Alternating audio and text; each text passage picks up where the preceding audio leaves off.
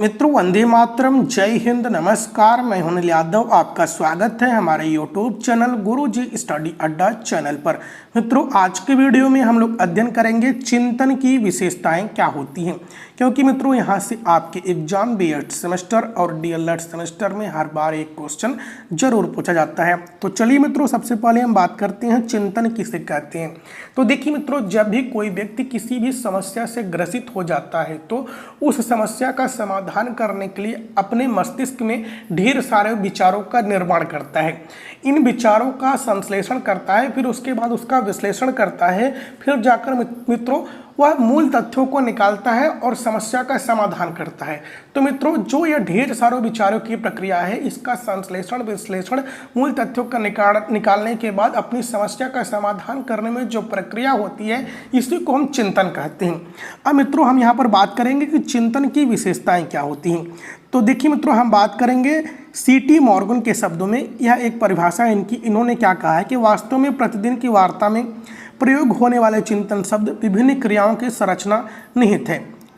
इसका संबंध गंभीर विचारशील क्रिया से है। इस दृष्टि से चिंतन की विशेषताएं इस प्रकार है, जो कि आगे चलकर हम देखेंगे।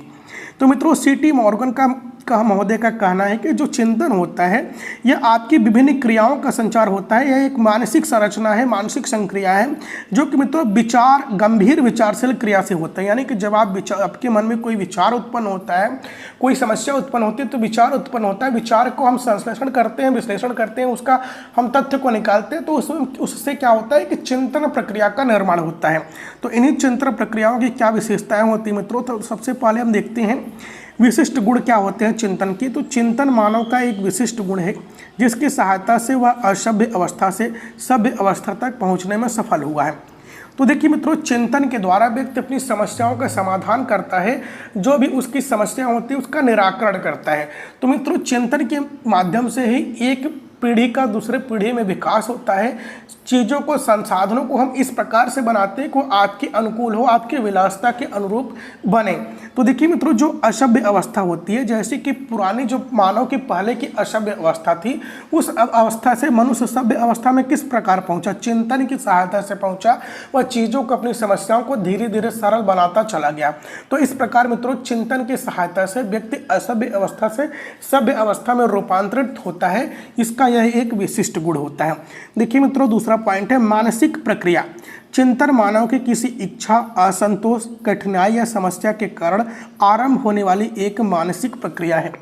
तो देखिए मित्रों, व्यक्ति में चिंतन, या हम कह लें व्यक्ति में विचार कब उत्पन्न होता है, व्यक्ति विचारों का उत्पादन कब होता है, किस प्रकार से होता है।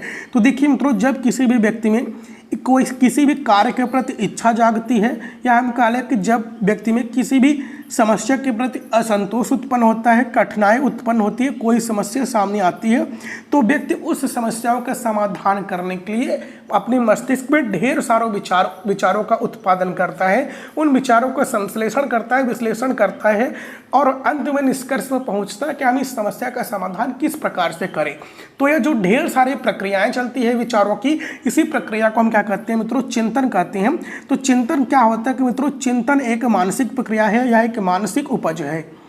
चलिए मित्रों, हम बात करते हैं, अगली पॉइंट है भावी आवश्यकताओं की पूर्ति हेतु व्यवहार। चिंतन किसी वर्तमान या भावी आवश्यकता को पूर्ण करने के लिए एक प्रकार का व्यवहार है। हम अंधेरा होने पर बिजली का स्विच दबाकर प्रकाश कर लेते हैं। मार्ग पर चलते हुए सामने से आने वाली मोटर देखकर एक और हट जाते हैं। तो देखिए मित्रों, जो चिंतन होती है, चिंतन क्या है, चिंतन वर्तमान की आवश्यकता, या हम कह लें कोई भी भावी आवश्यकता हो, या हम कह लें कोई भी भविष्य में हम कुछ इस प्रकार से बनाना चाहें कि ताकि मानव जीवन को सरल से सरल बनाया जा सके। तो उसके लिए क्या होते हैं मित्रों, हमारे सामने यह समस्या उत्पन्न हो गई, तो हम समस्या का निराकरण करने के लिए विभिन्न प्रकार के विचार बनाते हैं, तो चिंतन करते हैं। तो देखिए मित्रों, जैसे कि जब कोई अंधेरा होता है, तो क्या करते हैं, हम चिंतन करते हैं, बिजली का स्विच दबा लेते हैं, तो प्रकाश हो जाता है, यानी कि लाइट जला जाती है। और देखिए मित्रों, जब हमारे सामने मार्ग में चलते हुए कोई भी समस्या सामने आती है, हम कह लें कि मोटरसाइकिल आती है, तो हम तुरंत विचार करते हैं, विचारों के बाद तुरंत हम निर्णय पर पहुंच जाते हैं, चिंतन करते हैं, और हम एक और हट जाते हैं। तो चलिए मित्रों हम बात करते हैं, अगला पॉइंट है समस्या समाधान। मार्शल के अनुसार चिंतन उस समय आरंभ होता है जब व्यक्ति के समक्ष कोई समस्या उपस्थित होती है और वह उसका समाधान खोजने का प्रयत्न करता है।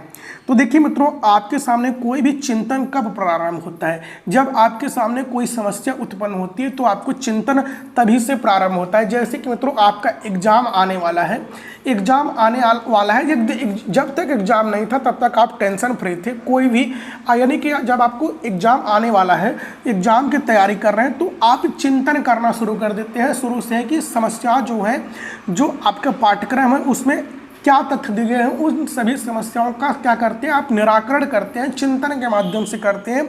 तो समस्या का समाधान खोजने का प्रयत्न करना ही क्या कहलाता है मित्रों? चिंतन की यह एक शुरुआती प्रक्रिया है। चलते मित्रों हम आपका अगला पॉइंट है अनेक विकल्प। चिंतन की सहायता से व्यक्ति अपनी समस्या का समाधान करने के लिए अनेक उपायों पर विचार करता है, अंत में वह एक प्रयोग करके अपनी समस्या का समाधान करता है। तो देखिए मित्रों, जब हम किसी भी समस्या का समाधान करते हैं तो समाधान करते वक्त क्या होता है कि उस समस्या के प्रति ढेर सारे विचार हमारे मस्तिष्क में उपज आ जाते हैं, ढेर सारे विचारों का उत्पादन हो जाता है।